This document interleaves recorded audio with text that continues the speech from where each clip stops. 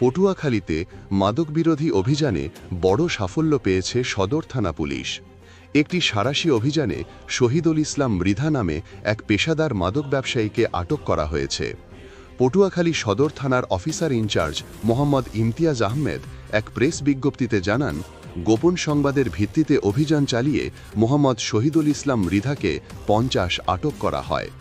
তিনি পটুয়াখালী পৌরসভার 2 নং ওয়ার্ডের কলের পুকুর পার এলাকার মৃত তজুমউদ্দিন মৃধার ছেলে। আটকের পর তার হেফাজত থেকে 902 পিস ইয়াবা ট্যাবলেট উদ্ধার করা হয়। ওসি ইমতিয়াজ আহমেদ আরও বলেন, জেলা পুলিশ সুপারের দিক নির্দেশনায় পটুয়াখালী থানা পুলিশ মাদক বিরোধী অভিযান ধারাবাহিক চলমান রেখেছে। সদর থানার আওতায় মাদক চোরাচালান বা কোনো প্রকারের অবৈধ কাজ পটুয়াখালী থানা পুলিশ বরদাস্ত করবে না। তিনি হুঁশিয়ারি দিয়ে বলেন, আমরা নিয়মিত বড় বড় পেশাদার মাদক ব্যবসায়ীদেরকে আইনের আওতায় এনেছি এবং যারা রয়েছে তাদেরও আমাদের সদস্যদের নজর রয়েছে। সকল মাদক ব্যবসায়ীকে আইনের আওতায় নিয়ে আসা হবে।